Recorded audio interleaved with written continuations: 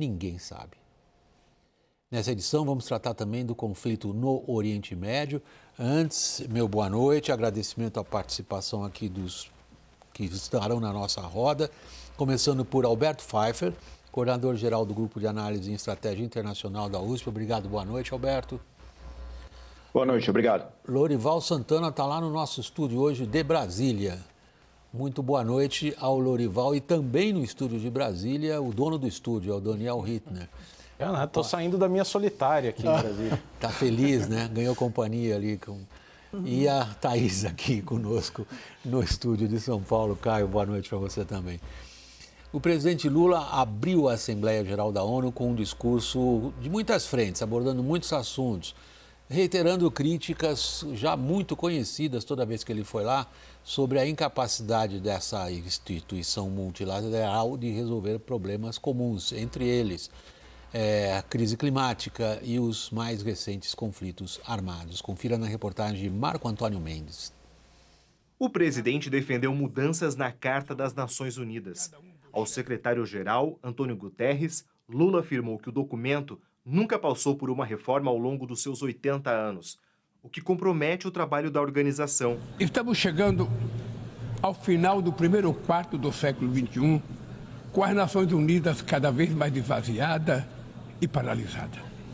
É hora de reagir com vigor a essa situação, restituindo à organização as prerrogativas que decorrem da sua condição de Fórum Universal.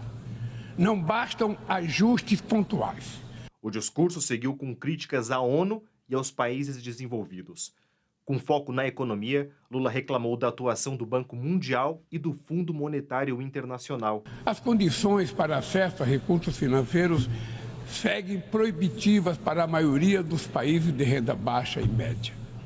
O fardo da dívida limita o espaço fiscal para investir em saúde e educação, reduzir as desigualdades e enfrentar a mudança do clima. Países da África tomam empréstimo a taxas até 8 vezes maiores que a Alemanha e 4 vezes maior do que os Estados Unidos. É um plano Marshall às avessas, em que os mais pobres financiam os mais ricos. Lula condenou ainda a extensão da guerra no Oriente Médio e alertou para a possibilidade de um conflito armado generalizado na região. Ele declarou que Gaza vive uma das maiores crises humanitárias da história recente e que o direito de defesa de Israel virou um direito de vingança. A preocupação com as tensões mundiais também foi enfatizada por Joe Biden, que neste ano fez o seu último discurso como presidente dos Estados Unidos.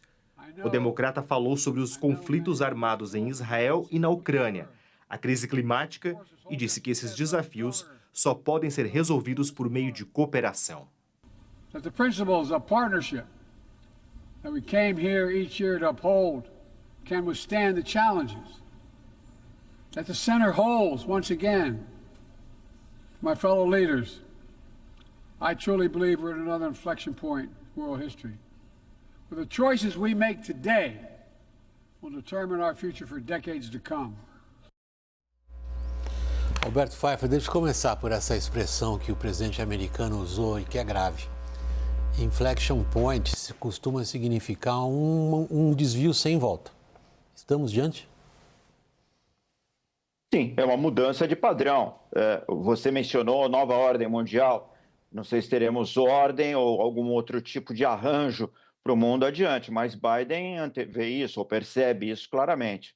Nós estamos diante de um mundo em que o Estado Nacional já não tem tanta força como tinha no imediato pós-Segunda Guerra Mundial, que levou à constituição desta ordem, a qual talvez estejamos assistindo ao fim, né? A ordem do mundo pós-Segunda Guerra Mundial, essa ordem do multilateralismo, a ordem da polarização, a ordem da Guerra Fria, a ordem que, apesar do forte embate entre Estados Unidos e União Soviética, a existência de uma organização como a ONU permitia pelo menos a existência de um colchão de arrefecimento.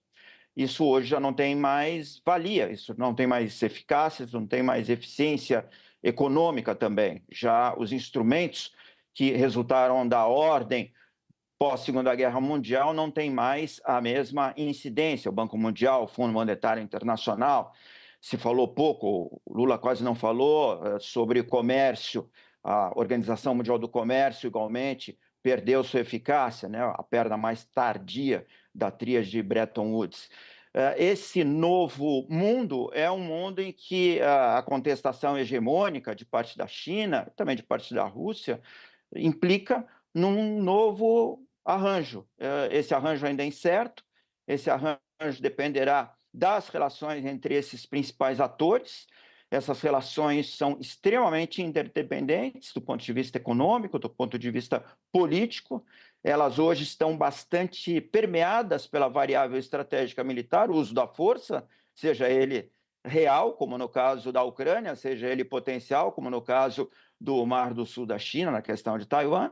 E, além disso, há os espaços da tecnologia, da virtualidade, das grandes corporações transnacionais que competem também por esse rearranjo de forças. As questões planetárias são desafios comuns, pandemias, aquecimento global, mudança do clima, mas elas encontram guarida igualmente ineficaz nestas arenas de discurso. Porque a ação propriamente dita, há pouca eficácia. Roberto, desculpe, é que é um bocado de coisa de uma vez só. Deixa eu pegar um ponto aí e passar a palavra ao Lorival. Lorival, quando a gente presta atenção no que está contido no discurso do presidente americano, que continua sendo o país mais poderoso do planeta, ainda é, ele reitera que o que nós estamos querendo salvar, na visão do presidente americano, né, deixa eu ser bem claro aqui, é o que ele considera ser a aliança genuína de países democráticos.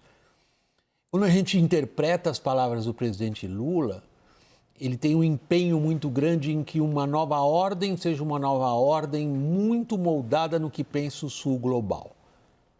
Que chances tem esse Sul global de impor uma nova ordem?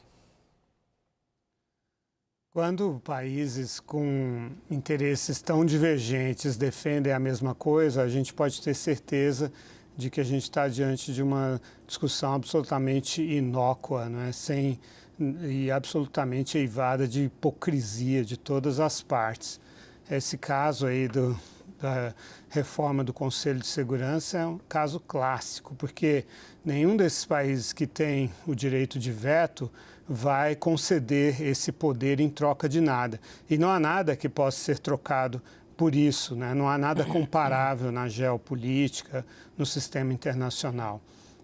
E o Alberto citou a OMC, foram os Estados Unidos que tiraram os dentes da OMC, né? Desde 2019 não permitem a nomeação de novos juízes daquele painel lá das disputas, porque as regras agora já não interessam mais aos Estados Unidos, as regras que garantiam o livre comércio, porque a China aprendeu a usá-las a seu favor.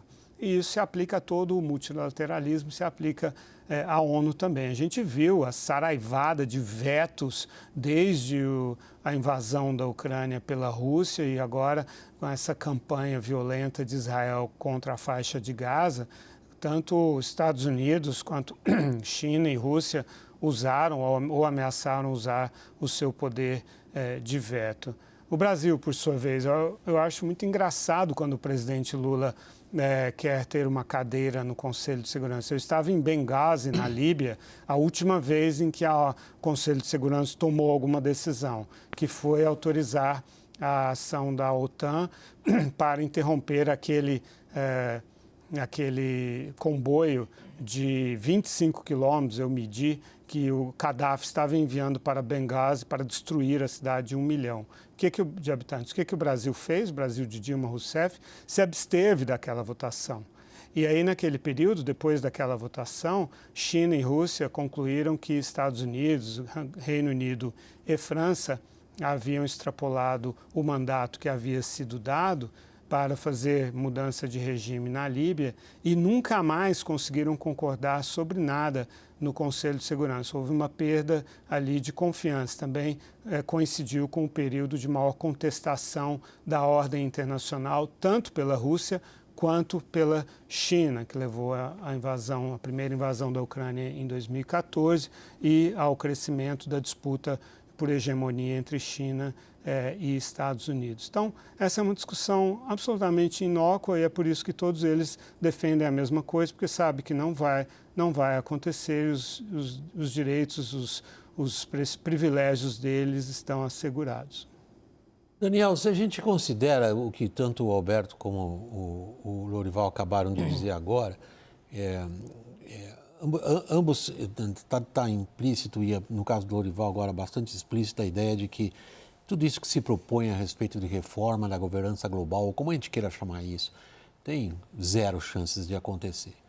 No que se concentra, então, digamos, quando o Brasil se dirige, supõe-se que o Brasil se dirige ao mundo, quando vai lá e fala na Assembleia Geral das Nações Unidas. Embora você mesmo tenha destacado ontem aqui no programa que o Lula fala para a própria audiência doméstica. Mas supondo que fale para o mundo, que o mundo ouça o que ele diz, qual foi o principal eixo? William, o discurso de Lula hoje teve algumas ideias-força, por assim dizer. Reforma da ONU, clima, regulação das Big Techs. A gente poderia citar mais 3 ou 4 ali, mas se a gente se ativer a essas 3 ideias aqui, a gente pode ter um panorama do discurso. Em termos de reforma da governança global, ela é inviável pelos motivos aqui que já foram expostos. Em termos de clima, além de ter sido inevitavelmente constrangedor para o presidente brasileiro falar sobre clima e repetir a ideia de desmatamento zero até 2030, quando você tem um país ardendo em chamas, a questão do clima foi muito ofuscada em quase todos os discursos relevantes de hoje por guerras, seja Ucrânia-Rússia, seja Israel-Gaza. Isso ficou bastante claro ao longo dos discursos que o clima não ganhou nenhum protagonismo e o Brasil, como anfitrião da COP30, não conseguiu emplacar esse assunto como um tema relevante hoje da Assembleia Geral. O terceiro tema que eu destaco, que é a regulação das Big Techs, me parece que, é um tema absolutamente relevante, essa disputa entre estados nacionais e Big Techs. Cabe essa discussão, ela está colocada de qualquer forma, tem a posição que a gente tiver, mas o que me parece que o Lula quis sinalizar ali para a plateia? Primeiro, recuperar alguma credibilidade em xeque por causa de tudo que aconteceu aqui envolvendo o X e Elon Musk. E segundo, uma insinuação de que o Brasil pode ser referência nessa regulação. Me parece que aí o tiro saiu pela culatra, também por 2 motivos. Primeiro, porque ele demonstra que está em rota de colisão, claramente com as Big Techs. E segundo, porque sempre fala de redes sociais ou de inteligência artificial como um risco mais do que uma oportunidade. Enquanto o mundo enxerga, obviamente, riscos, mas destaca a oportunidade, o Brasil vai lá colocar riscos acima de oportunidades. Você entendeu, Caio, no discurso do presidente do Brasil, o que ele quer dizer com inteligência artificial com a cara do Sul global?